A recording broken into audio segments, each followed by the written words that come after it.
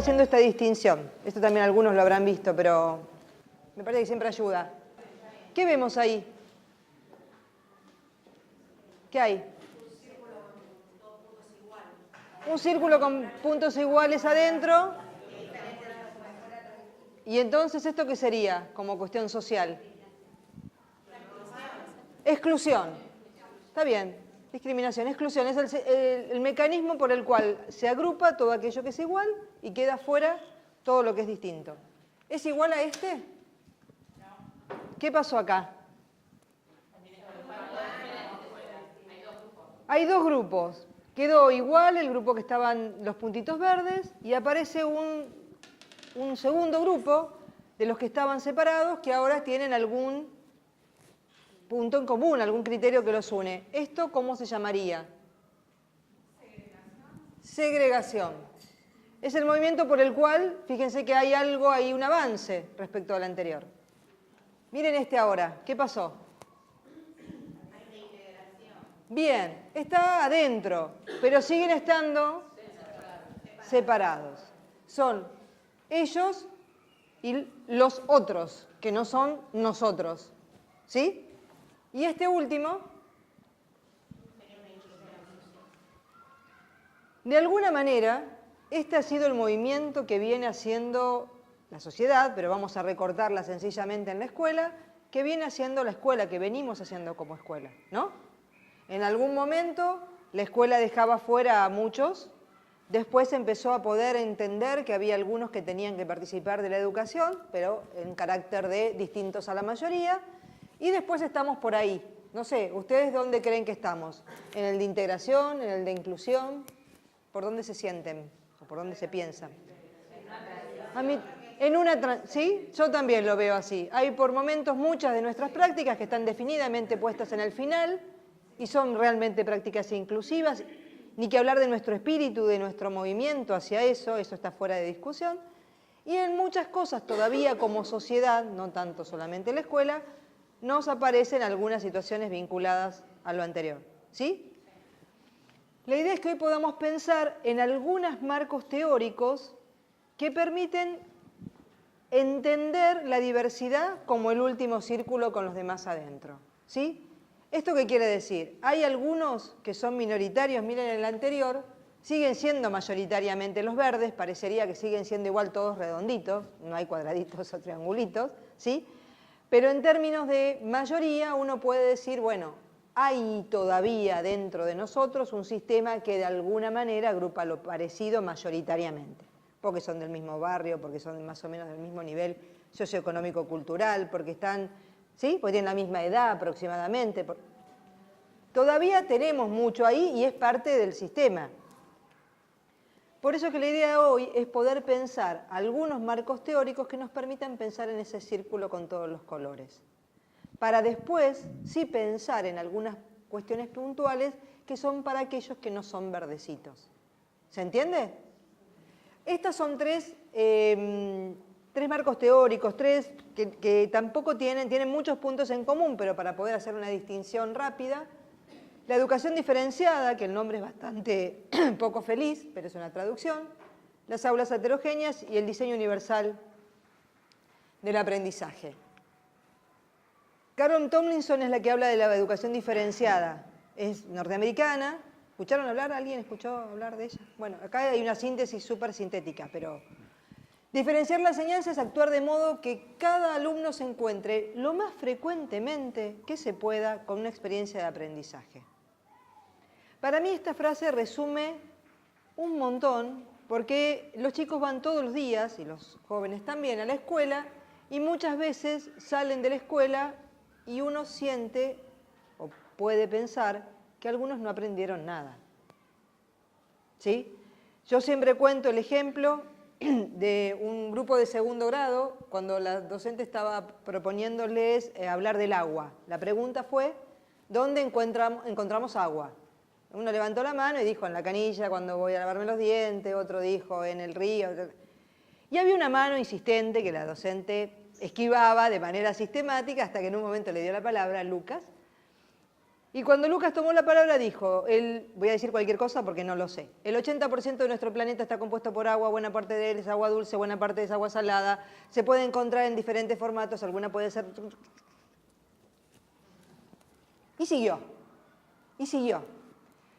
La maestra le dijo gracias y siguió con las otras manos y las otras manos dijeron en la canilla, en la pileta de mi casa, cuando mi mamá lava... Bueno, cuando fueron al cuaderno, ese niño escribió, hoy conocimos dónde hay agua y enumeró los 4 lugares que la mayoría de sus compañeros habían dicho. Ese niño salió ese día sin aprender, ¿no?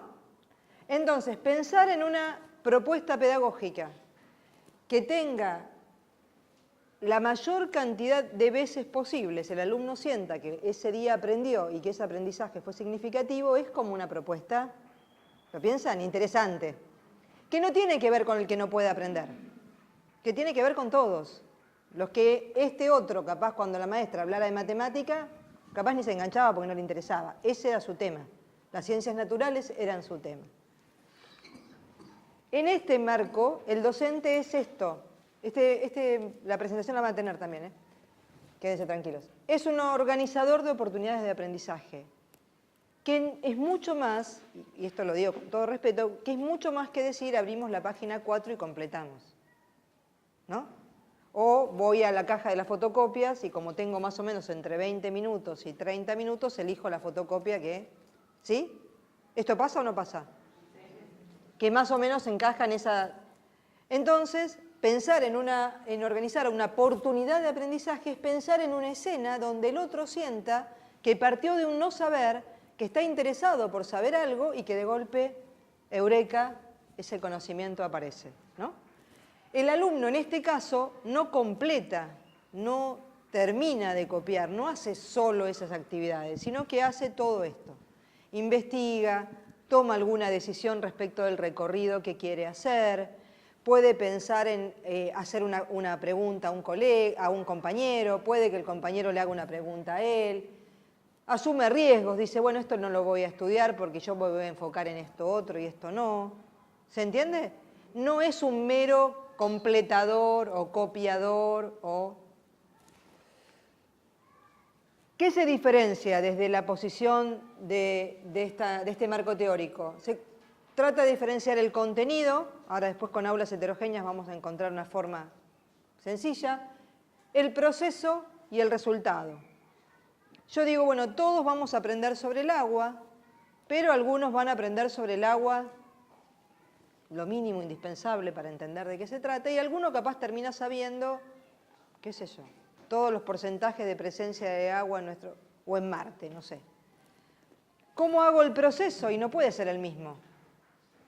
Yo tengo que poder generar oportunidades, diseños que permitan que cada uno dentro de un marco haga un camino diferente.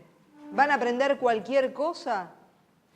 Y esto es un riesgo que muchos dicen, entonces no voy a saber qué sabe cada uno. Imaginen armar una planificación así de sus propios procesos de aprendizaje. Cuando ustedes se sientan a buscar algo en el Google y van tratando de ver, ¿no? Uno tiene preguntas. Hay que poder como conceptualizarlas, hay que poder guiar a los alumnos para que ese recorrido lo puedan hacer ahí. Y por supuesto los logros o los resultados. Este niño que yo les contaba hoy, Lucas, cuando tomó la prueba y el tema del agua estuvo, no tiene que haber estudiado. Seguramente para él ese día no hubo ningún desafío y una evaluación es un desafío conceptual. Yo tengo que poder dar cuenta de lo que aprendí y tengo que darme cuenta yo cuánto de lo que creo saber lo sé, ¿no? Porque vieron que a veces nos parece que las cosas las sabemos y después cuando las queremos contar no nos acordamos tanto. La evaluación debe ser siempre un desafío ajustado a las posibilidades de cada uno de los chicos o de los jóvenes. ¿Y por qué diferenciar? Porque la enseñanza no puede ser de una única medida. Fíjense que es un planteo que no dice para todos A y para los que no pueden A hacemos B. ¿Se nota la diferencia? No es para todos A y el que no puede A porque lo incluimos le damos B. Estoy buscando una manera de que haya A', A2', no sé si existe, cómo es. Y los estudiantes fundamentalmente diferenciarlo porque uno, si reconoce la singularidad de cada uno de los niños o de los jóvenes que están, reconoce que hay alguno que le interesará las ciencias naturales y a otro le interesa más la literatura. Si yo puedo tener, de alguna manera, una propuesta de aprendizaje donde alguna vez se apoye más en una y otra vez más en otra, voy a poder lograr algún tipo de inclusión mayor. ¿Hasta ahí se va? ¿Sí? Bueno. Para cerrar, los niños y las niñas y los adolescentes se convierten en el centro del proceso cuando reconocemos quiénes son, cómo aprenden, cuáles son sus intereses.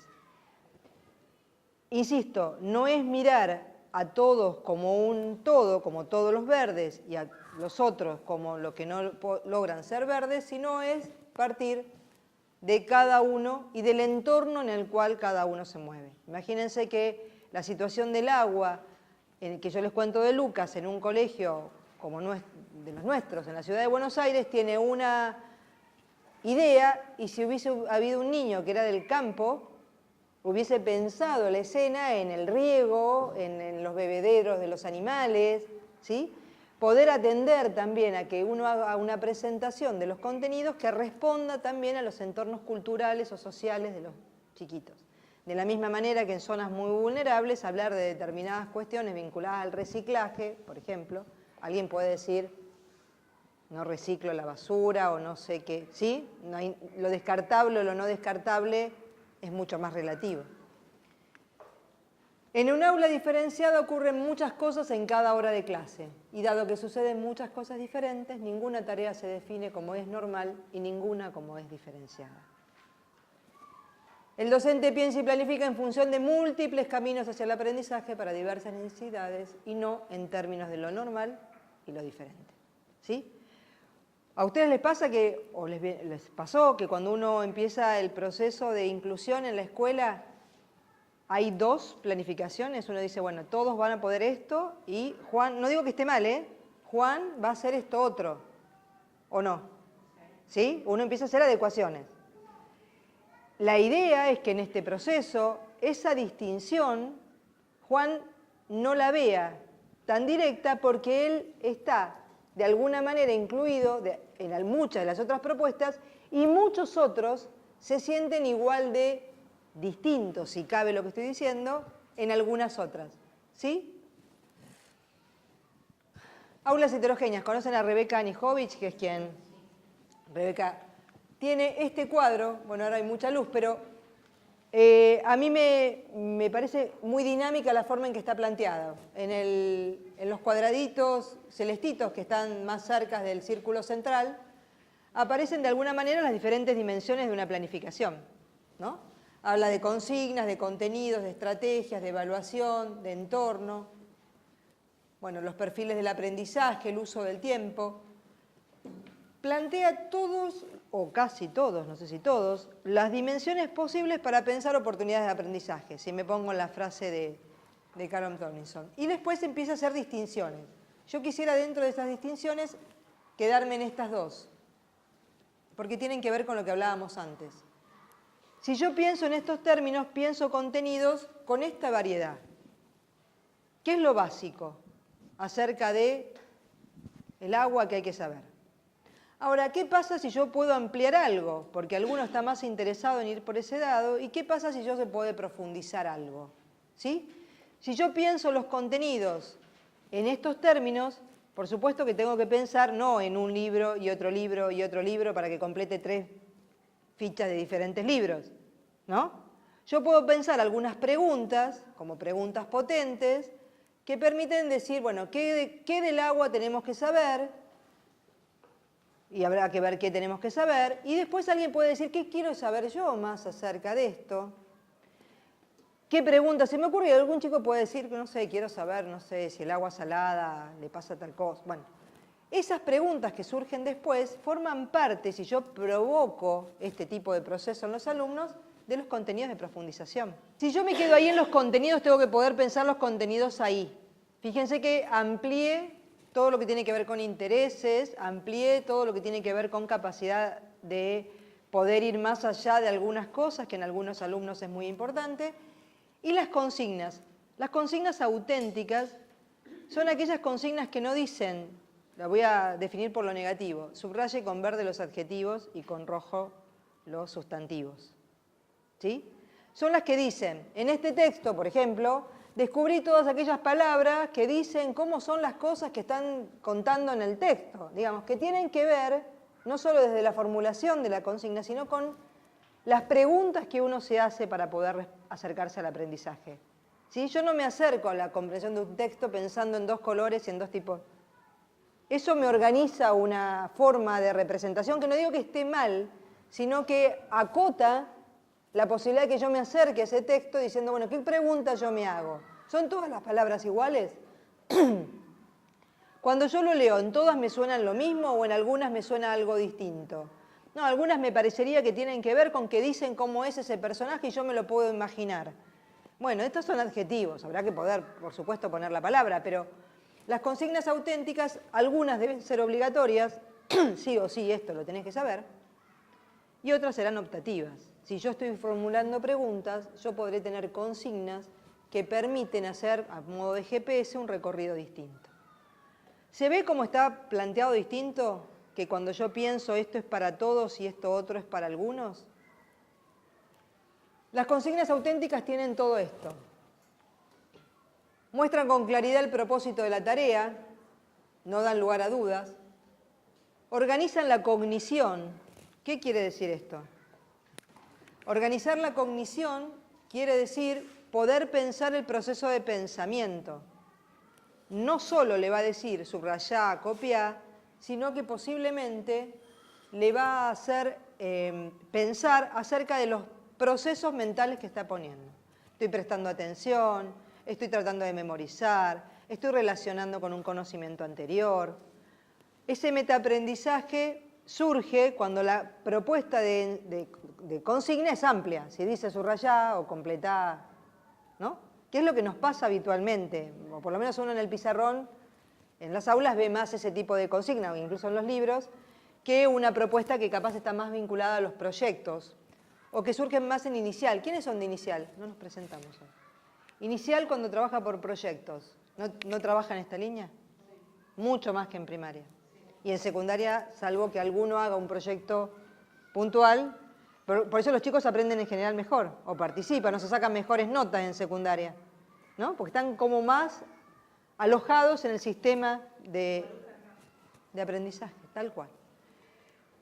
Bueno, yo salteo algunas, pero estimulan el desarrollo del pensamiento, permiten reflexión y autoevaluación, favorecen la metacognición, que lo decíamos antes, permiten mayor interacción social y permiten mayor relación con el mundo real.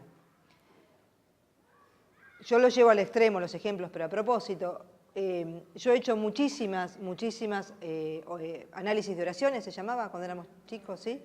Sujeto, predicado, modificador directo, sujeto verbal simple, análisis sintáctico. A mí no sé si me sirvió para escribir, la verdad. Digamos, cuando yo me avivé cómo tenía que hacer para escribir, ya era medio grande y me lo habían marcado bastante. Nunca dije, ¿cómo era lo del sujeto del modificador directo que se subrayaba por arriba o por abajo? Se entiende, quedó tan desligado de la vida real que si a mí me hubiesen dicho que me servía para eso, hubiese prestado mucha atención. Porque al día de hoy me cuesta mucho, mucha concentración y mucha corrección escribir. Eso es una consigna auténtica. Y en el proceso de implementación no se pueden dejar de tener en cuenta mínimamente estas cuestiones. Si yo voy a diseñar un proyecto de aprendizaje, tengo que poder tener en cuenta los contenidos, las consignas, el tipo de agrupamiento. Vieron que a veces decimos, dividimos en grupo. Entonces, ¿qué tenemos? Los chicos que ahora no resisten mucho, si no les gusta el compañero. Antes, Muti, y si se lo decías a tu mamá, te decía, te lo dijo la seño, ahora es no me gusta, no sé qué, la mamá manda notita, no se siente cómodo, su mejor amigo quedó en otro grupo. Son amigos de toda la vida, están en segundo grado, son amigos de toda la vida, ¿no? Entonces, la verdad que uno a veces dice que trabajen solitos y no tengo ningún problema, que se agrupen como quieran y no tengo ningún problema, pero la verdad que el aprendizaje del trabajo en grupo es un aprendizaje que si la escuela no da, después es muy difícil. Uno lo aprende a los sopapos cuando le toca trabajar con gente que capaz, ¿no? Entonces, desarrollar habilidades de trabajo grupal es parte de un trabajo donde la diversidad se expresa por sí misma. Donde cuando decimos que la diversidad es riqueza, lo que estamos diciendo es que si la diversidad es riqueza, pues nos agrupamos con diferentes criterios. Porque no está en uno lo bueno y en el otro lo malo, sino que en todos hay, ¿sí? Pero para eso yo tengo que saber que en este grupo yo soy muy buena cuando me pongo en relación para llamar al orden, porque los demás son más dispersos. Este es un rol que yo me doy cuenta que tengo y que lo pongo al servicio del grupo. No siempre con los chicos hablamos de esta manera. No les decimos cuál crees vos que es tu fortaleza, cuál crees vos que es tu fortaleza, porque no saben ni de qué sea. Bueno, hay que definir qué es fortaleza, ¿no? Pero no están acostumbrados. Entonces en el trabajo en el grupo es me llevo bien, me llevo mal, mi mamá me dice que me porto bien, me porto mal, vivimos cerca o vivimos lejos, no sé. El aceptar la diversidad y el decir que la diversidad es una riqueza es poner al servicio nuestras potenciales capacidades y atenuar nuestros defectillos, digamos, ¿no? Uno dice, bueno, yo soy el que siempre hablo, pero tengo un compañero que me dice, basta. No se enoja, solo me señala, ¿sí? O a mí no me gusta escribir, pero no es que me copio lo que hizo el otro, sino que sé que yo tengo que ofrecer mi parte y el otro va a ofrecer la otra, ¿sí? Para mí, en este trabajo en todas estas teorías que buscan la aceptación de la diversidad y dicen ser la diversidad o dicen ver en la diversidad riqueza, esta es la verdadera riqueza. Si uno no la explicita, yo no sé si se nota tanto, ¿sí? Bueno, los instrumentos del entorno tienen que ser, esto es algo que también a veces pasa, las aulas dicen, no los puedo agrupar porque el aula es chica, porque se llevan las mochilas por delante, porque ¿no? No pueden salir, el que quedó contra la pared tiene que caminar por arriba. Los espacios hay que generarlos. Tienen que ser flexibles. Si hay que poner todas las mochilas en el pasillo, habrá que poner todas las mochilas en el pasillo. Y si habrá que sacar las sillas y sentarse un ratito en el piso, y habrá que sentarse un ratito en el piso. Pero el valor grande está puesto en lo que yo estoy produciendo, no en el espacio. Es decir, que el entorno tiene que ser amigable para eso, pero no es que tenemos que esperar que el aula sea perfecta. No hay. Y si hay aulas perfectas, algunos no las saben usar tampoco. El aula se la hace desde el corazón que uno le pone a la propuesta que está puesta ahí, ¿no? Planificar considerando el aula heterogénea implica también reconocer la diversidad de los propios docentes. A mí esto me encanta porque muchas veces nosotros sabemos que tenemos un grupo de niños, lo voy a decir con toda crueldad, con el año hipotecado porque de la parte de lengua es divina, ¿no? ¿Nos dicen así? Es divina esta seña. Se los compra, le pone onda, pero con práctica del lenguaje, mejor dicho. Ay, bueno. Qué bueno sería que algunos contenidos de prácticas del lenguaje sean dados por aquella otra docente que en el colegio le encanta, le es natural y le sale por las orejas y diseña cualquier propuesta, y que esta otra docente, ese día que su colega está con práctica del lenguaje, con algún tema central, esté dando matemática que capaz es brillante, o esté haciendo un juego, o esté jugando. Nosotros solemos todavía mirar los estancos, ¿no? Y cuando lo hacemos interdisciplinario, y no hay mucho interdisciplinario, intergrado, a veces es más sencillo. Es reconocer sencillamente que mi fortaleza no son las prácticas del lenguaje, que cuando llegan determinados temas no es el mío, y no digo que me vaya con un cartel diciéndolo, pero bueno, declaro esta cuestión y me pongo al servicio de otra. Por eso es necesario desarrollar trabajo en equipo y fundamentalmente hacer que el trabajo en equipo tenga un encuentro real. Trabajar en equipo y no podernos encontrar más que en un pasillo no es trabajo en equipo. Yo entiendo que hacemos lo que podemos en todos lados y entiendo que más vale correr por el pasillo, pero también es cierto que si uno a veces arma un poquito el horario y busca que reemplace alguna secretaria a alguna docente y se puede juntar las del primer ciclo, las señas, ayuda a decir que uno trabaja en equipo.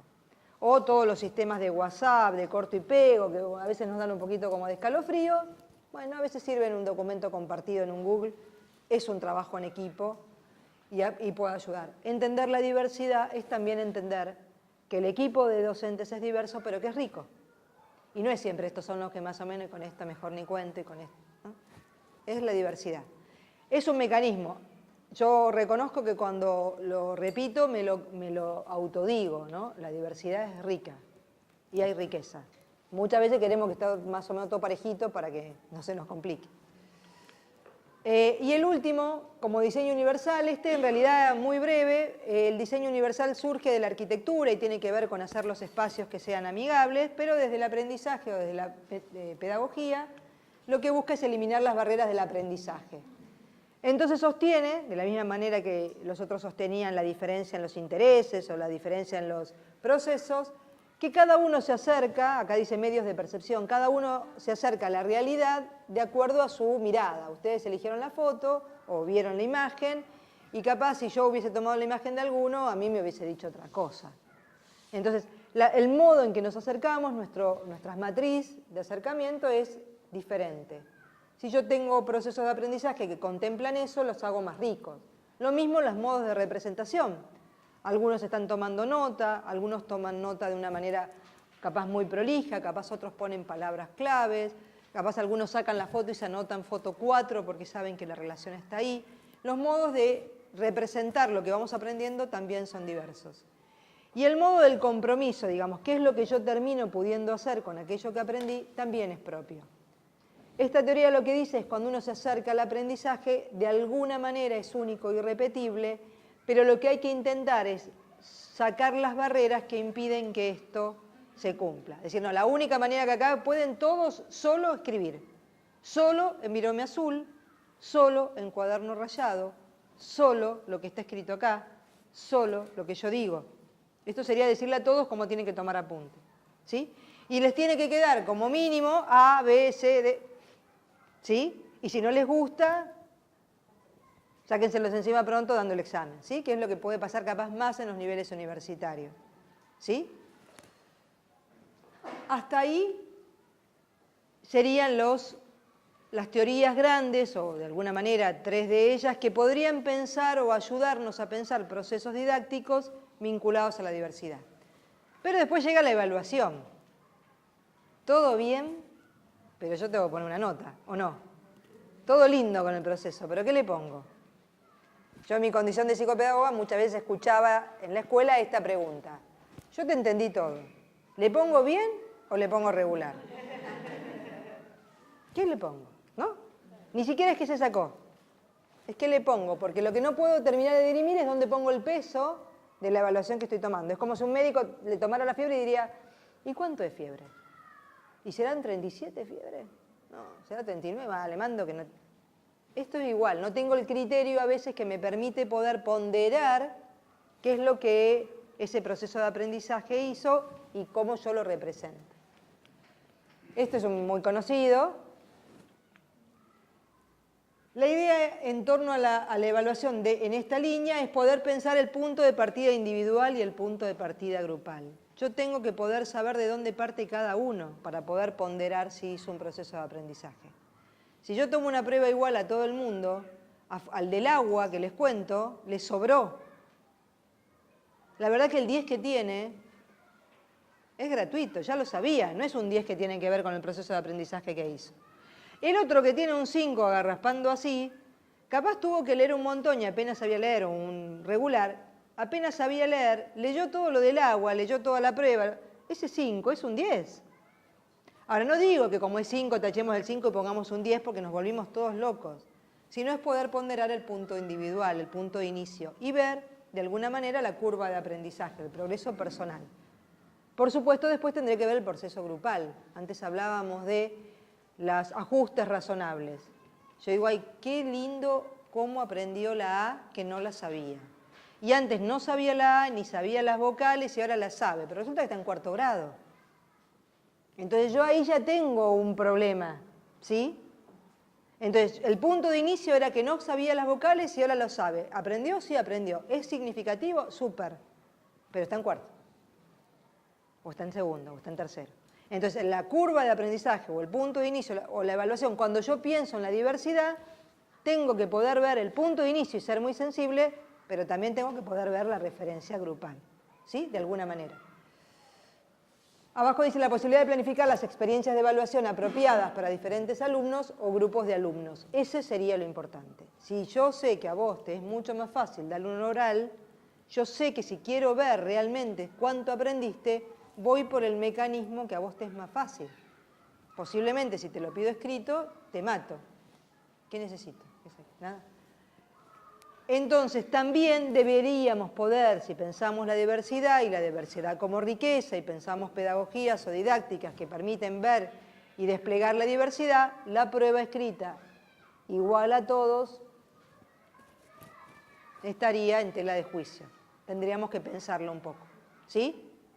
No digo hacer 18 pruebas, pero posiblemente uno pueda decir es una prueba escrita y algunos hacen una completa en oral. Uno puede pensar que algunos lo hacen a través de una presentación narrada y otros contestan preguntas, qué sé yo. Hay que ser creativo en esto. ¿Qué es diferente a esto? ¿Suena fea? Si yo pienso en una evaluación donde trato de llevar a cada uno para que su proceso de aprendizaje sea un proceso de aprendizaje significativo y sienta que está formando parte de ese proceso, esto es feíto, ¿no? Es un trabajo bárbaro aparte en los tiempos que corren, yo no creo que ya fuera tan fácil. Porque es medio la carta también la escuela, vieron que algunos quieren algunas cosas que pasen en la escuela y otros que no pasen. No sé si pasa ahora, pero hubo un momento que las mamás de inicial no querían que las nenas capaz hicieran educación física porque no les gustaba ensuciarse la mano o estas cosas yo he vivido. Parecía que empezaban a elegir qué cosas, yo digo a la carta, ¿vieron? Uno marca lo que quieren y lo que no. Bueno, estas son evidencias de aprendizaje vinculadas a una evaluación que pueden ser buenas. Trabajos de escritura, exposiciones y presentaciones, actitudes en el grupo. Alguien puede decir voy a evaluar procesos que el equipo hizo como equipo de trabajo y esto también va a formar parte de lo actitudinal y va a formar parte del proceso de aprendizaje. Bueno, rúbricas, portfolios, muchas que conocemos, control de desempeños. Esto es, bueno, yo empecé de esta manera y quise hacer estas acciones, qué pude hacer y qué no. Y algo que a veces los docentes no hacemos, que es comunicar el propósito y los indicadores de logro, ¿no? A veces los chicos saben que la evaluación es para aprender, para certificar, digamos, para la nota. Y no están comprometidos más que en que la nota le vaya bien. Capaz si ellos supieran que el propósito es saber cuánto de su punto de inicio se movió, qué cosas nuevas aprendió que antes no sabía, qué superó de sí mismo, capaz el miedo a la prueba escrita, capaz el miedo a no poder trabajar con su compañero que siempre se peleaban. Si ellos supieran que nuestra evaluación va mucho más allá de lo que se acuerdan o no se acuerdan de lo que estudiaron, se relacionarían con las evidencias de aprendizaje, digamos, y con el aprendizaje de una manera distinta. ¿Hasta ahí estamos? ¿Sí? Bueno, esto es una síntesis total de algunos factores que pueden ayudar en todos estos casos. Si yo acepto la diversidad, usar agenda y calendarizar algunas actividades suele ser muy piola para que cada uno maneje los tiempos de acuerdo a sus necesidades. Yo puedo tener un mes para preparar un trabajo, en general yo empiezo cuando me falta un mes y lo termino cuando me falta un día.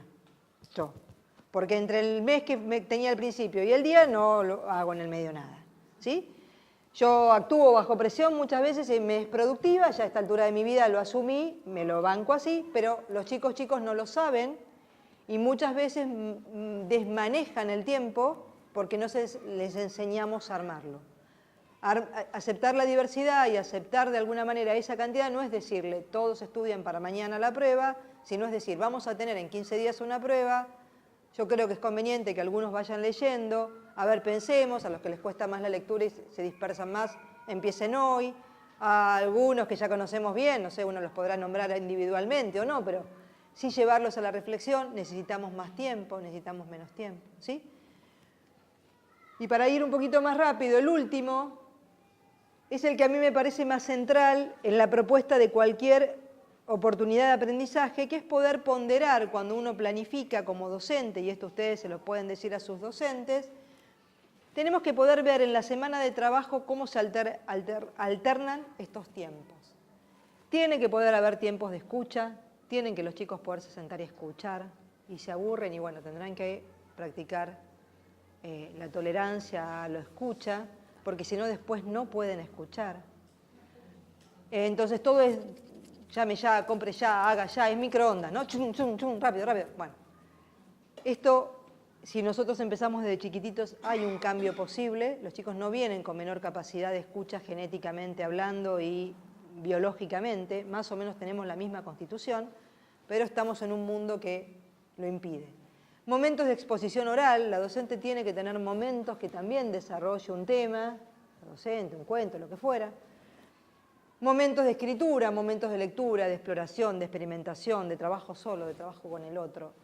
Pero lo que yo digo es cuando uno mira la semana, o debiese mirar la semana de planificación, decir, upa, esta semana nos fuimos todos. Vieron que hay semanas que son fiesta, fiesta, fiesta, y uno está, ¿no? Y hay otra que es un aburrimiento, que la maestra te dice, hoy lo estuve todo el día. No vino de educación física, no vino de museo, hoy lo estuve todo el día. Para algunos es una fiesta porque parece que recuperan tiempo y para otros es el principio del mal. Eso hay que poder ponderarlo. Realmente estar todo el día con la misma docente puede ser pesado, pero si la docente dice, bueno, va a haber un trabajo solos, un trabajo en grupo, un trabajo hablando yo y se la van a tener que bancar, un trabajo escuchando lo que dice un compañero, tenemos que poder ponderar esos tiempos al interior de las planificaciones. Si no tenemos, lo que yo digo, como propuestas que están dadas por nuestras mayores fortalezas o nuestros mayores defectos, ¿sí? Hay docentes que dicen, copien, se sientan, ¿no? Y los chicos copian y ellas van marcando el tiempo. Hay otras que hablan, como yo ahora, ¿sí? Y el pibe copia como loco al final, ¿sí? Entonces, si uno por lo menos se detiene a ponderar cómo está pensada la semana de trabajo, uno sabe que ahí también está la diversidad. Al pibe que le encanta escuchar y que toma nota y escucha, o al chico más grande, está chocho. Y al que le gusta trabajar solo, está chocho. Y al que le gusta trabajar en grupo, pero le toca una vez a cada uno. ¿Sí? Y un punto central en un aula que acepta la diversidad es el clima. Ustedes saben que cada vez hay más investigaciones que dan cuenta de que el clima escolar, el clima de la escuela en general, pero el clima del aula en particular también, tiene un peso profundamente significativo en el proceso de aprendizaje. Hay una investigación que dice que todos los demás factores juntos, por ejemplo, la capacidad de la docente y su formación, los recursos materiales y pedagógicos con los que cuente, la situación sociocultural o económica de los alumnos, etcétera, etcétera, todos esos juntos no pesan tanto como pesa el clima del aula. Y ustedes lo saben, cuando uno está en un buen clima, está mejor. El buen clima en el aula se trabaja mucho, pero una de las cosas es poder desarrollar y decirle a los docentes que tienen que poder y que tenemos que poder desarrollar afirmaciones positivas. Si ustedes piensan un ratito en un aula, van a ver que muchas veces lo que surge es, quédate quieto, te dije que copiaras, dale, apurate, todavía no terminaste. Y a veces cuesta más decirle, qué bueno, hoy terminaste mucho más rápido que ayer, qué lindo que estuviste trabajando en silencio, upa, te tengo atento todo el tiempo, antes te perdía más seguido. Fíjense cómo cambia, y no es tan complejo de hacer, salvo que nos tenemos que hacer la costumbre. Las afirmaciones positivas generan que todo el mundo quiera estar en ese lugar, ¿sí? Cuando alguien se porta mal, nadie quiere estar en el lugar del que se porta mal, eso también es cierto, pero hace que el otro inhiba la conducta, no la despliegue. ¿Sí? Si yo empiezo a decir, el que me dice cuánto es de 2 por 2, como me decían a mí, y en un 10, todo el mundo quiere decir 4, porque sabe que es un 10 facilísimo. Si el alumno empieza a notar que lo que la docente está haciendo es, yo siempre recomiendo un juego que se llama Te pesqué. Te pesqué haciendo algo bueno. No es te pesqué, menos que dice, te pesqué justo comiendo cuando no debía. No. Te pesqué dando las gracias, te pesqué pudiendo esperar, te pesqué pudiendo colaborar con tu compañero que necesitaba una ayuda. Cuando uno empieza a trabajar en términos de la formación positiva, dicen que las comunidades de aprendizaje empiezan a funcionar buscando que la seño les diga algo bueno. En inicial lo vemos siempre, ¿no? Qué bien que se portó y enseguida todos quieren estar en ese lugar. El otro punto es un adecuado nivel de eustrés. El eustrés es el estrés positivo, es el estrés que a mí me permite sentir que lo que estoy aprendiendo me tiene inquieto, me tiene interesado, me gusta, quiero ir por ahí, ¿sí? Y no es una papa, esto es una papa, digamos, no aprendo nada, o esto es tan difícil que estoy ahí y la maestra lo único que me dice, y si no prestan atención, esto es así, es difícil, el que se perdió después va a tener que terminar en la casa. Este nivel de estrés no sirve, hace que nuestro sistema de alerta diga, ojo, ojo, estás en peligro, y tanto le repite que está en peligro que no escucha lo que está pasando, ¿sí? Esto es responsabilidad, según dicen, entre un 50 y un 70% es responsabilidad del docente. ¿Qué quiere decir esto? Alguien puede decir, uy, este grupo es súper chato. Esto es lo que hay. ¿O no? Esto es lo que hay. Y aparte se lo decimos a la colega que lo va a tener el año que viene, que empieza diciendo, uy, tenías razón, esto es re chato. Y pasó media hora del primer día de clase, pero ya está convencida, ¿sí? Exactamente. Y los chicos dicen, no, pero nosotros somos chatos. Porque aparte los chicos dicen después. No, nosotros nunca pudimos con estas cosas. Bueno, por eso digo que puede ser que los chicos sean justamente un grupo que con algunas cosas tengan algunas dificultades, pero que el clima que se genera ahí y la potencia que el grupo sienta que tiene que ver con el docente. Si el docente dice, yo sé que este tema es difícil, pero también confío plenamente en el saber de cada uno de ustedes. Y como confío en el saber de cada uno de ustedes, sé que este tema nos va a terminar siendo súper fácil. Vamos a meternos en este recorrido y confío en la capacidad de cada uno de ustedes. No es lo mismo que decir, y bueno, si no prestan atención. Yo un día estaba en un aula y una maestra dijo, bueno, alpiste. Y siguió. Yo no tenía la menor idea qué quería decir alpiste, entendí que los chicos entendían, después pregunté, ¿era alpiste, perdiste? Yo creí morirme en ese momento, porque la verdad que para el grupo no quedó más nada para hacer. Porque que alguien diga alpiste, perdiste, se acabó acá lo que había del proceso de aprendizaje, ¿sí? Y esto lo tenemos muy internalizado, sobre todo algunas personas, ¿sí? Más que otras. Y el efecto Pigmalión, que es el efecto de la profecía autocumplida. Ustedes saben que esto fue una investigación de los años 60 y que está después replicada en una cantidad de cosas. Si yo digo que no voy a poder, no voy a poder. Si yo le digo a un chico, esto no va, es muy probable que se lo crea.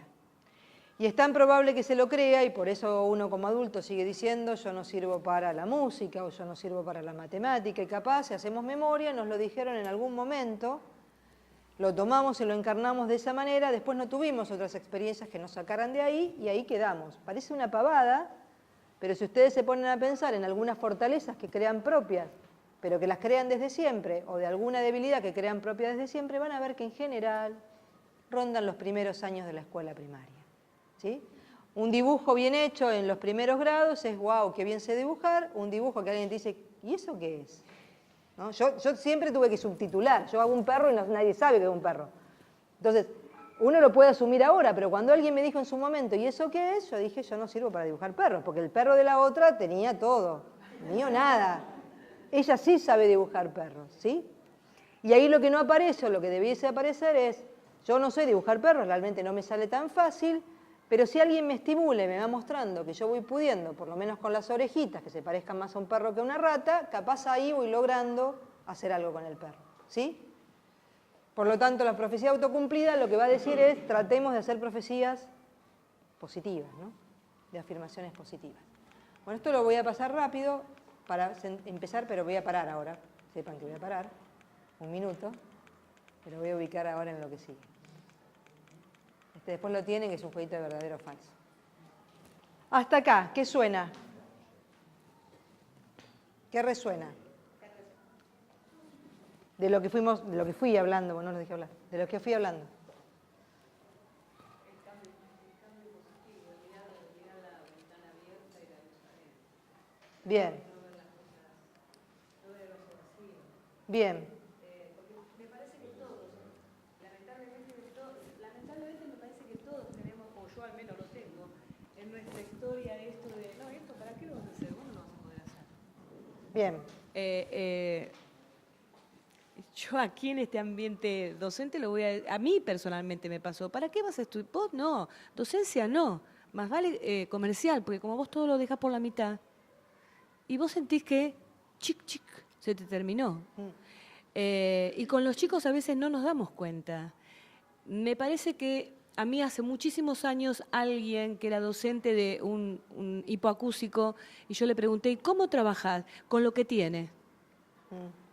Y entonces yo dije, eso hay que hacer así, con todos, con lo que tenemos, potenciar lo que se puede. Perfecto, gracias. ¿Algo más suena? ¿Resuena? Verificar las prácticas docentes, digamos, y la vida institucional. Si no, no hay manera de que esto se pueda concretizar, si no uno como docente y como directivo no modifica su mirada y la práctica. Bien. Depende mucho de nosotros y del clima que nosotros le imprimamos a la escuela y esa mirada positiva sobre cada uno de los chicos, el que los docentes también lo puedan ir replicando y así vaya llegando a los chicos y puedan ir avanzando. Bien. Sí, no solamente la mirada positiva sobre los chicos, sino también sobre los Sobre los docentes. docentes, A veces como directivos, nosotros tenemos muchas presiones y trasladamos esas presiones a las docentes y no nos tomamos el tiempo de decirle, mira, esto te está saliendo bien o hagámoslo juntos, ¿no? Entonces también el docente siente una gran frustración frente a ciertas cosas que por ahí no salen como deberían saber y siente la presión del directivo que está ahí expectante. Bien, bien. Fíjense que aceptar la diversidad y trabajar sobre la diversidad implica esto también, estos movimientos, como decíamos, bueno, una mirada distinta de la institución, que vuelvo a los circulitos del inicio, no es todos verdes y un grupito de no verdes, sino que es todos lo más armoniosamente posible, lo más congruentemente posible en las miradas singulares, ¿no? Sí. Sí, yo un poco para recalcar lo que estaban diciendo, ¿no? Yo siento que todavía la escuela es demasiado estructurada, muy estructurada. Y para trabajar con la diversidad, con la inclusión, se necesita una escuela muy flexible, desde los adultos, desde la dirección, desde todos los tipos, desde toda la mirada de la escuela.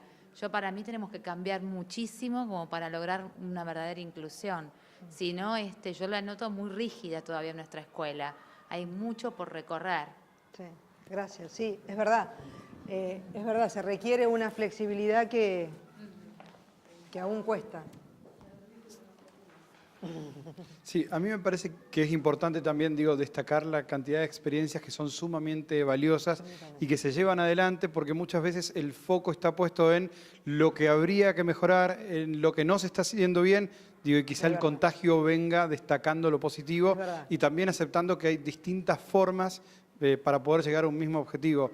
Me parece que esto de poder apostar a los chicos y siempre esperar algo bueno de ellos, tanto de los chicos como de los docentes, me parece que eso sirve, digamos, que dar confianza siempre trae buenos resultados. Tal cual, gracias, sí, es tal cual, es tal cual.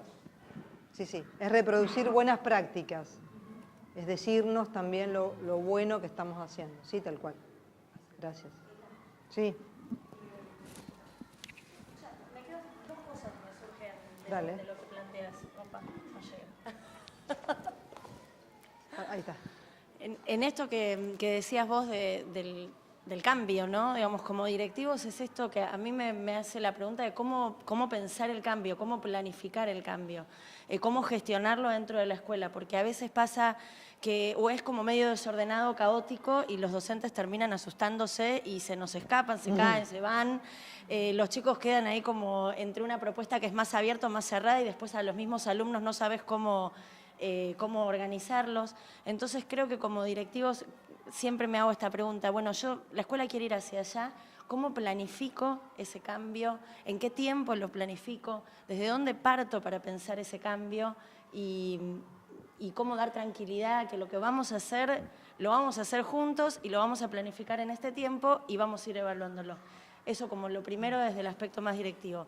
Y después desde el aspecto más pastoral, que para nosotros como directivos de escuelas católicas es las dos caras de una misma moneda, digo, qué valioso será este camino, porque sin duda acercarnos a una mirada inclusiva es acercarnos a hacer presente la mirada de Jesús en nuestras escuelas.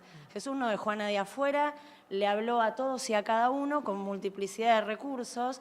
Entonces digo, proponernos este desafío de hacer más inclusivas nuestras escuelas es sin duda proponernos el desafío de hacer más presente a Jesús en nuestras escuelas. Yo lo veo ahí como desde tal cual. Sí, y en esto de la gestión de las transformaciones, cualquier plan para poder, como decía él también, ¿no? Ir profundizando lo que se viene haciendo, es ni más ni menos que esto. Yo creo que si cada uno de ustedes vuelve para atrás y mira su recorrido, no había planificado capaz cada uno de los pasos que fueron surgiendo y sin embargo la realidad les hizo ir tomando determinadas decisiones y uno se vio ahí como pudiendo hacer recorrido, sin un recorrido planificado. Me parece que es verdad que hay que gestionar las transformaciones a veces con proyectos cuidados, pero también es cierto que, y es un buen ejercicio si cada uno de ustedes como directivos vuelve para atrás y mira cambios que se generaron en sus prácticas, en sus instituciones, van a ver que muchos de ellos fueron productos de reflexiones ahí, como inmediatas sobre la realidad que tenían y buenas decisiones, y capaz son decisiones que se tomaron en equipo. Y cuando uno mira ese recorrido, como que pesca cuáles son las herramientas institucionales con las cuales contó a lo largo de todo. Nada es de un día para el otro. Y eso ustedes lo saben. Y como decíamos en el documento, cuando se mandó el documento a DGEP, esto viene siendo un trabajo de nuestros colegios. No empezamos el día que salió la 311. Y vinimos haciendo un recorrido casi sin darnos cuenta en muchos casos, y casi con 2 pasos para adelante y 1 para atrás, y capaz con reconocimiento de un error, pero con 5 que no eran errores y que estaban bien. Así que sí, para mí es eso. Sí es detenerse a veces, que creo que no lo hacemos por una cuestión de tiempo, a decir, bueno, en este equipo, ¿cuáles son las fortalezas que tenemos como equipo? Yo creo cada vez más en eso. Y no esperar de todos todo, porque a veces todos, en los equipos, todos no podemos dar todo. Yo puedo dar algo muy bueno en mi equipo y alguna cosa es un desastre y necesito que alguien me atenúe ese defecto, ¿sí? Y eso tenemos que aprender en eso, a trabajar. Con los docentes, poder ir Sí, sí. trabajando las fortalezas que cada uno tiene. Totalmente. Y poder ir como delegando, digamos, estos ecos que uno va encontrando en ellos.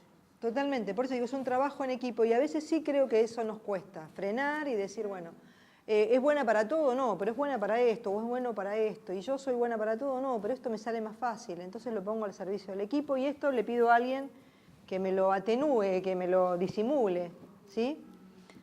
Si les parece, avanzamos un cachito, para que nos queden 10 minutitos, ahí está, no me gustaría caerme, en el otro tema que tenía que ver con las problemáticas específicas que ustedes también relevaron dentro de del relevamiento que se hizo, como que eran fruto de su mayor preocupación o que había mayor cantidad de niños o de jóvenes con estas problemáticas.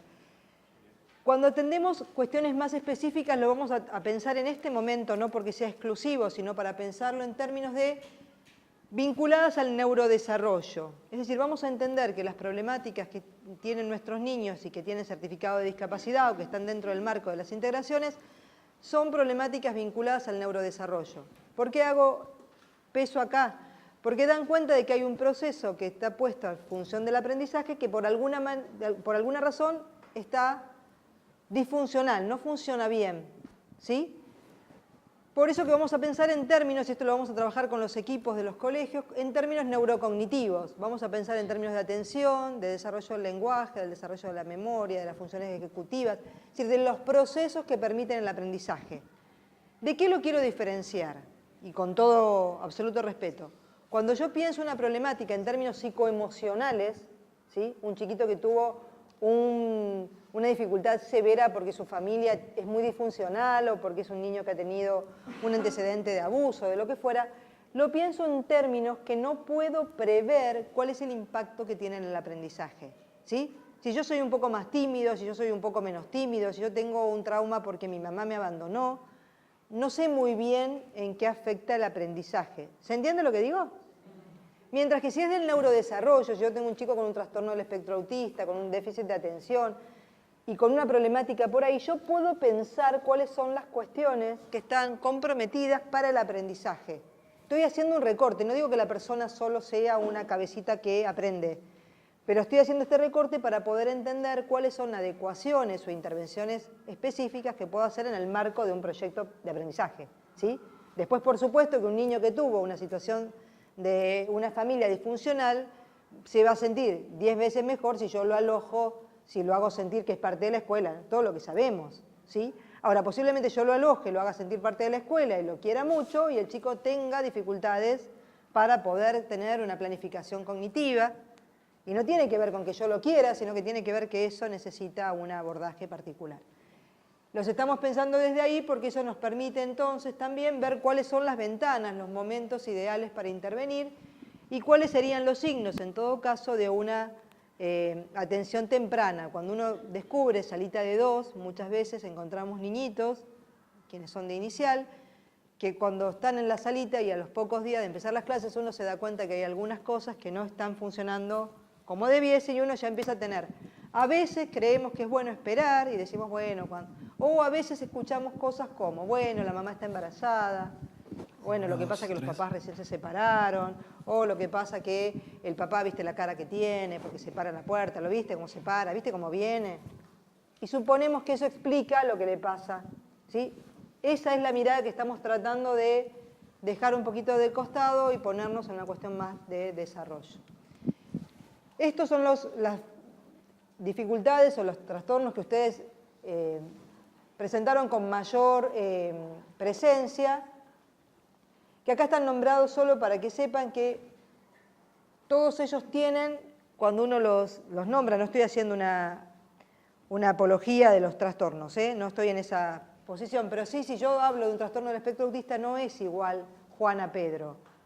Juan tiene lo mismo que Pedro, pero Juan es Juan y Pedro es Pedro. Entonces, esto también es importante de distinguir. Hablar de trastornos no significa saber que sabemos todo de la vida de ese niño.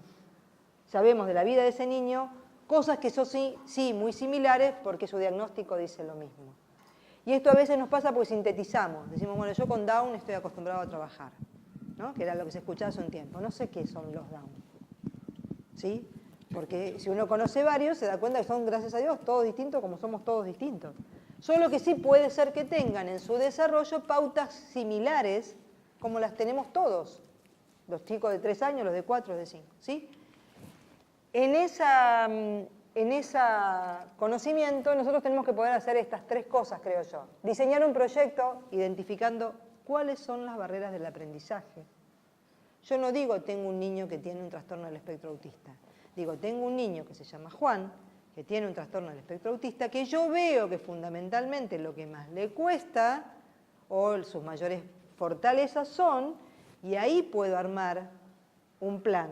¿Se entiende lo que digo? Donde yo lo que voy a trabajar sobre son las barreras de aprendizaje. ¿Qué cosas que yo puedo cambiar obturan su aprendizaje? Yo no puedo cambiar a ese niño. Sí, lo cambio. Cuando lo voy educando, lo cambio. Pero lo que yo puedo es partir de ese punto inicial y ver cuáles son las cuestiones que están obturando su posibilidad de aprender. Ahí tengo que hacer acuerdos con diferentes actores. Y acá empieza todo el zafarrancho, la cambicha, ¿no? El equipo de la integración, el equipo interdisciplinario de tratamiento, el que coordina, la coordinadora del coordinador, ¿no? El coordinador del coordinador y los padres. Y los docentes, tal cual. Y los que coordinan de los que coordinan, que saben poco y menos a veces que el docente, y el docente que tiene preguntas muy puntuales, y el terapeuta o el coordinador que dice, estas cosas son así. ¿Sí? Ahí empiezan los acuerdos. Para mí, para poder acordar, hay que medianamente saber preguntar, saber qué es lo que uno quiere saber. En general, cuando uno como escuela se para en el lugar de que quiere incluir y de que quiere fundamentalmente que este chico aprenda y se desarrolle integralmente adentro de la escuela, todo lo que acontezca dentro de la escuela y que sea un problema hay que buscarle la vuelta. No se puede decir es así. Porque yo no puedo decir, bueno, yo sé que un trastorno del espectro autista cursa muchas veces con autoflagelación. Me pego la cabeza contra la pared. Esto es parte de lo que le puede pasar a los chicos con trastorno autista. Ahora, es un problema que se pegue la cabeza contra la pared, ¿o no? Entonces alguien me tiene que decir, bueno, vamos a trabajar sobre este aspecto. ¿Qué hacemos cuando? No es que no lo queremos porque se pega la cabeza contra la pared. Que se pega la cabeza contra la pared es parte de lo que le pasa. Pero uno le puede preguntar a un terapeuta cómo tratamos esta cuestión cuando él se enoja tanto y entonces, ¿qué otras opciones tenemos para que él tramite el enojo? ¿Qué otras cuestiones? ¿Sí? Para mí pasa por ahí esos acuerdos. Y ahí aparece el punto que decíamos al comienzo, que es la autoridad pedagógica. Quienes sabemos acerca de lo que pasa dentro de una escuela somos nosotros. ¿Sí? Para saber y asumir la autoridad y la responsabilidad, por supuesto, uno tiene que trabajar en equipo y con otros. Pero como decían hoy el ejemplo, el neurólogo no puede decir, se indica maestra integradora. Porque yo no le mando al neurólogo a decir, se indica risperidal cada, no sé, 8 horas. ¿Sí? Entonces, uno ahí tiene que poder decir, bueno, a ver, ¿por qué yo necesito una maestra integradora? ¿Por qué un chico necesita una maestra integradora? Porque no la necesita el colegio, la necesita el niño. ¿Por qué la necesita un niño? ¿Creen ustedes? Para poder desarrollar al máximo de sus posibilidades. Es un medio, es un dispositivo, es alguien que dice, yo lo ordinario de la escuela no me alcanza para poder dar respuestas a este niño. Porque es esperable que haya un nivel de autonomía en la escuela, producto de que es grupal y que yo soy una sola docente, y este niño no puede ajustar su trámite de la autonomía. O está muy disperso, o hay que agarrarlo de la mano, o lo que fuera. Entonces, o este joven tiene un tiempo de atención y de organización muy breve y entonces no puede dar respuesta en el aula, por ejemplo. Entonces necesito un agente externo que sume esa función. Pero eso lo sé yo, que lo tengo adentro del aula y adentro del colegio. No lo sabe el neurólogo porque tiene trastorno del espectro autista y entonces tiene maestra integradora. Eso está todavía, aún hoy, muy ligado. Cuando hay un certificado de discapacidad, no es obligación tener maestra integradora, es un beneficio. ¿Sí? El certificado de discapacidad me permite acceder, si lo necesito, lo pongo, sí. Pero a veces algunos médicos incluso piensan que cuando se expide una cosa, mandan a la escuela. Y la madre o la familia muchas veces queda muy tranquila porque va con alguien, ¿o no? Entonces alguien también siente que es su dueña, alguien a propósito, la maestra integradora siente que es el dueño. Y esto habrán visto ustedes cuántas se adueñan, ¿o no? Y dicen lo que hay que hacer. Pobre, no son malas, sencillamente como estructura hay que trabajar mucho todavía esa articulación y hay que darle mucho espacio para que pueda dar cuenta profesionalmente de cuáles son las mayores intervenciones que hay que hacer, pero hay que darle mucho espacio, todo el espacio a la docente para que diga acá me hace falta que está, acá no me hace falta que esté, a mí, no a mí, a él en función de lo que yo estoy proyectando hacer. ¿Se entiende? Ahí es donde creo que tenemos que hacer mayor hincapié, en poder desarrollar esas conversaciones que yo creo que no se agotan con ninguna resolución. La resolución nos dan los marcos, pero la conversación desde la autonomía que la escuela tiene y desde la autoridad pedagógica que tiene que tener se hace al interior de la escuela y con cada cual.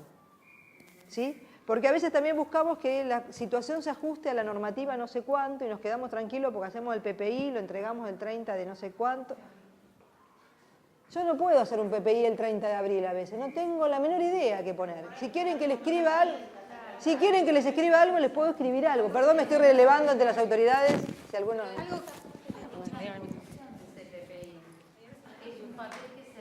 Bueno, entonces si uno tiene que cumplir, habrá que cumplir. Bueno, pero por eso digo, si uno lo tiene que cumplir, porque hay que cumplir, ahí voy. Si uno lo tiene que cumplir, porque lo hay que cumplir, posiblemente uno lo puede armar para ese efecto, ¿sí? Las obras sociales, yo trabajé muchos años como psicopedagoga y en las obras sociales te piden en diciembre el plan. Entonces uno dice, está bien, yo te lo escribo. Ya está, no pasa nada, porque lo que uno pone sabe que sí o sí, es como el irrenunciable, lo que va a estar, es un... Pero lo fuerte es una conversación, no una discusión, una conversación con los actores que están implicados, hablando de ese niño en el centro de la situación y del aprendizaje en el centro de la situación, ¿sí?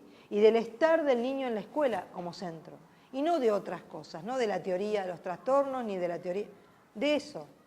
Entonces ahí hay que ir finito y a veces uno el 30 de abril posiblemente no lo tenga, pero sí pueda tener algo que sea muy general, pero después hay que construir en la escuela esos acuerdos, siempre, por más que no se lo demos a nadie. Y yo creo que es muy importante el ejercicio de que lo hagan las maestras con la maestra, con el equipo de orientación de la escuela. Tiene que ser una construcción colectiva. Tiene que ser una construcción colectiva, tal como vos lo decís, tiene que ser una construcción colectiva donde cada uno, y esto lo voy a decir a propósito que suena feo, donde cada uno conserve su especificidad. Exacto. Pero lo conserve casi como como un acto de responsabilidad profesional. Si yo como maestra integradora me pongo a hablar de lo que hace bien o mal la maestra del grado, yo ya le pifié, por más que tenga razón. ¿Sí? Ahí te doy la palabra. Yo ya le pifié porque la especificidad de vos es tu mirada como maestra integradora. Entonces le podré decir, mira, en el momento que vos planteás tal cosa, a mí se me complica pensarla, cómo hacer con tal otra. Pero no le puedo decir, lo que pasa es que como vos haces tal cosa, yo no puedo hacer tal otra. Cuando perdemos esos lugares, todos somos maestra integradora, todos somos maestras, todos somos directoras, todos somos psicopedagogos. Entonces, esas conversaciones son con la especificidad. Y cuando alguien se corre, hay que decirle, no, volvé para acá, vos sos la directora, volvé para acá, vos no sos la madre. No, lo que pasa es que a mí me da cosita y entonces la maestra integradora, la mamá le dijo que hiciera. No, la mamá la buscamos a la mamá cuando la necesitamos. Vos ahora parate profesionalmente y ayudanos a pensar en este rompecabezas tu parte. Perdón, te doy la palabra que no te la di. Algo que quería decir, gracias. De respecto de la maestra integradora, que creo que es una problemática que debemos compartir, es que las maestras integradoras no son maestras. O sea, hay un gran desconocimiento de los contenidos, ya sea de nivel inicial o de nivel primario. O sea, son psicólogas, psicopedagogas, que tienen conocimiento y especificidad sobre la problemática que pueda tener ese alumno, pero falta el puente entre lo que ese alumno le resulta más dificultoso lograr y el contenido académico, que lo desconocen. Pero ahí es la conversación. Yo soy psicopedagoga, por ejemplo. Entonces, cuando la maestra de matemática en los grados altos a mí me decía que había alguna problemática que no podía, yo le decía, explícame el tema. Claro.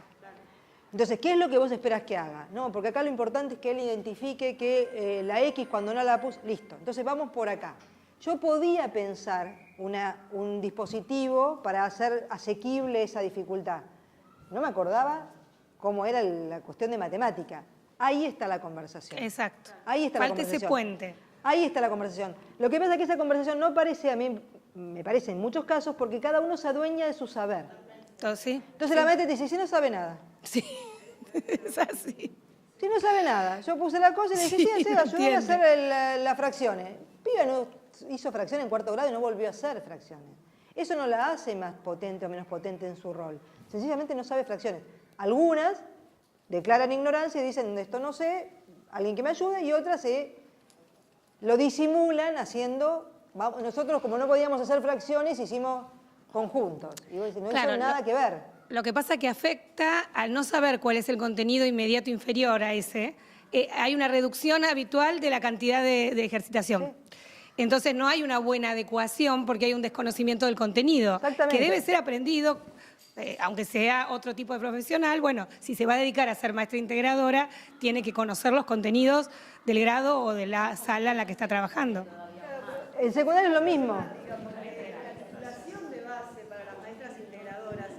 Ser maestra y después psicopedagoga. Había un pedido hace años que la titulación de base era esa. Ahora, como puede no ser maestra, ahí es donde también se arma el bache. El maestro integrador surgió en nuestro país y por lo menos en nuestra jurisdicción como pueden pasar las cosas. Primero se ejerció, después alguien salió a reglamentar quiénes eran quienes podían ejercer y quiénes no, tarde porque ya algunos sabían, entonces aparecía el recurso de amparo, porque la obra social quiere que sea psicopedagogo y resulta que no lo es, entonces la familia ponía un recurso de amparo para que fuera psicólogo. Para mí el punto es no querer que todos quieran lo mismo y sepan lo mismo, sino que cada uno sostenga la complementariedad. Ese es el punto, que es mucho más difícil. Pero también es cierto que en ese diálogo que el maestro le pueda decir, vos tenés que ir un paso más atrás en el contenido. Pensá este libro de segundo, el chico está en tercero, o mirá los ejercicios del... Esa es la conversación. Lo que pasa es que ese rol todavía no está tan aceitado. Uno lo ve en inicial, por ejemplo, que al no estar algunas cuestiones de contenido, está más que lo llevo de la manito, lo traigo de la manito, lo siento. Y uno dice, a ver, ¿tiene este chico esa problemática específica, digamos? Sería un chico que si yo lo suelto de la mano se trepa una cosa, se tira, que ahí a veces pasa. No parece ser por ahí. Se lo sientan a UPA, por lo menos yo he tenido que intervenir muchas veces. No, mirá, no es a UPA, no, esto no porque no le gusta. No, mirá, a aquel tampoco le gusta y lo está haciendo igual. esto es, pero ahí hay que poner una mirada muy, muy, muy finita y hay que saber que estamos construyendo también esa relación. Para con el alumno y para con la escuela, ese modelo de alguien más metido dentro del aula, que en algunos casos también es cierto, se nos fueron las cuestiones, y hay aulas donde uno entra y hay una maestra, un auxiliar y 3. Entonces hay que poner los fideos también en algunos lados, ¿sí? Porque están todos. Hay escuelas de gestión estatal, por lo menos, que muchas veces está la maestra, la que cumple funciones pedagógicas y la que cumple funciones de traslado o sostenimiento, que es la que capaz empuja la silla de ruedas, que no es la misma persona. O la que tiene un tubo de oxígeno porque el chiquito tiene una... Y esta es otra persona más que está sentada dentro del aula y entonces es un lío. Y todos opinamos, por supuesto, porque nosotros opinamos de todo. Yo ahora tengo un micrófono, en cualquier momento puedo hablar de qué opino de Maradona, qué sé yo. ¿Sí? Entonces, eso también es un tema. Para mí hay que generar conversaciones al interior de las escuelas. El tema de la inclusión es la aceptación de la diversidad también en esto. Esto también es diversidad. Esto no es todos juntos al mismo tiempo, abriendo como comeños, abriendo la escuela a la misma hora para aprender lo mismo. ¿Quedan dudas? ¿Algo no quedó claro? No, yo lo escucho así porque... ¿No? Sí. Porque puede que lo que uno piensa en marzo, después digo, el recorrido que haya hecho el chico durante el año Es distinto. permite, claro, digo, hacer Totalmente. ajustes, por Por ejemplo, eso- para presentar desafíos quizás mayores a los Totalmente. que uno pensó, al menos en algunas áreas, a principio de año. Tener como flexibilidad con eso también me parece Por eso importante. lo de marzo es como legal. Lo real son los acuerdos que van surgiendo tal cual a lo largo Que de... es como día a día, digamos, semana a semana. Yo siempre digo que esto es artesanal y es creativo. A veces nos sirve lo que sabíamos de otros. Decimos, ay, esto fue lo mismo que hicimos con Juan. A veces, y está muy bien. Y muchas veces uno siente que crea nuevamente todo porque es nuevo, único y irrepetible. Por suerte. Por suerte. ¿Algo más que queda ahí sonando? Yo les avisé que hablaba mucho y rápido. ¿No? Bueno, entonces les voy a proponer esto. Miren, esto es un pompón que lo vamos a convertir en el objeto de la palabra. Cuando llegue a las manos de cada uno, van a decir, si quieren, ¿qué me llevo? En una o en 2 palabras como mucho. Si no quieren decir que se lleve, se lo pasan a la persona de al lado y está todo bien. ¿Está bien? ¿Vale? Ah, bueno. Buenísimo, gracias. Bueno, desafíos. Trabajo en equipo mucho. Respeto y apertura hacia el otro. Yo pensé que se revoleaba, ¿no? Que te tocaba. Pensé fui que era prolijita. más. Me parece que, al menos a mí, lo que más me resuena es el pensar la diversidad hacia los equipos internos del colegio, no solamente en los niños. Bien. Trabajo en equipo, inclusión y seguir transitando, ¿no? Ver cuáles son nuestras fortalezas para poder seguir avanzando desde ahí. Gracias. Esperanza en que entre todos vamos a encontrar el camino teniendo claridad de a dónde queremos llegar. Creo que hay un largo camino por recorrer, pero también que el camino ya recorrido por nosotros y por otros es como una fortaleza en la que nos tenemos que apoyar. Desafíos, conocimientos y un verdadero trabajo en equipo, pero que sea verdadero. Complementariedad y comprensión. Los caminos posibles son los que nos ayudan a crecer en el amor.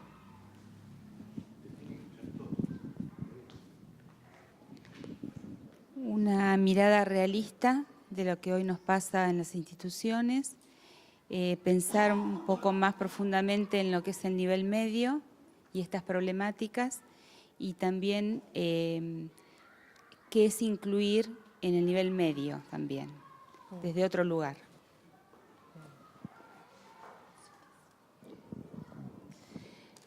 Bueno, pasión por la escuela y compromiso con cada alumno y docente. Yo me llevo el desafío y el compromiso de generar situaciones de aprendizaje para todos los chicos de mi escuela. Desafíos, trabajo con los chicos y compromiso. Y yo me llevo la pensar oportunidades, ¿no? Como una oportunidad para el nivel medio, para todo lo que tiene que ver con la inclusión y el diseño de nuevas rutas de aprendizaje.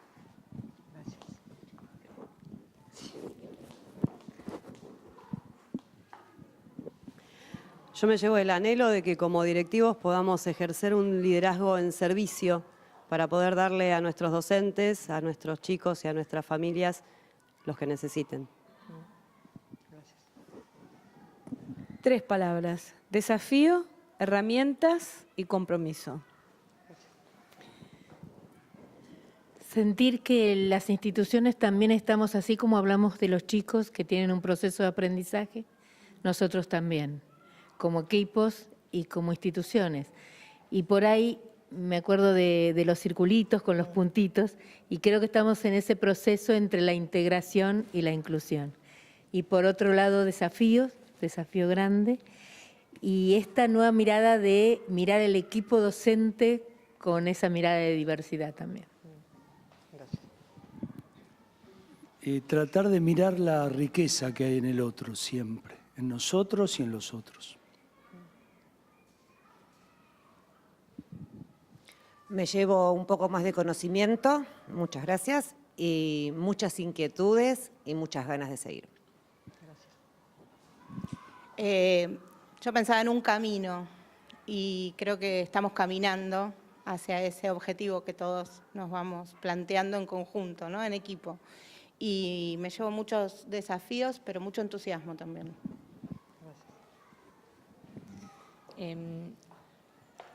Me quedo con ánimo y con compromiso de transmitir esto a todo el equipo de trabajo también. Gracias. Caminar con otros, caminar juntos, esperanza y desafíos. Me llevo para seguir pensando y trabajando los desafíos y la conversación. ¿Y la conversación? Me llevo acuerdos, coherencia y evolución. Como mi formación es de educación especial, me llevo esperanza de que un mundo inclusivo y una escuela inclusiva es posible. Yo me llevo siempre tener presente la capacidad de escucha y la mirada hacia los demás.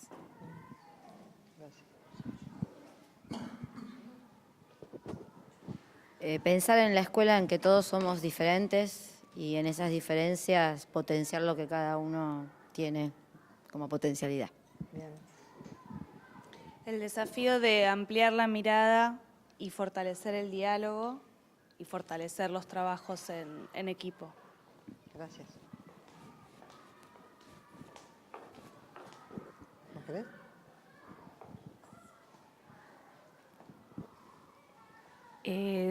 Me llevo la problematización colectiva de una nueva trama. Me llevo desafíos y posibilidades. Hay equipo, hay saberes, podemos. Gracias.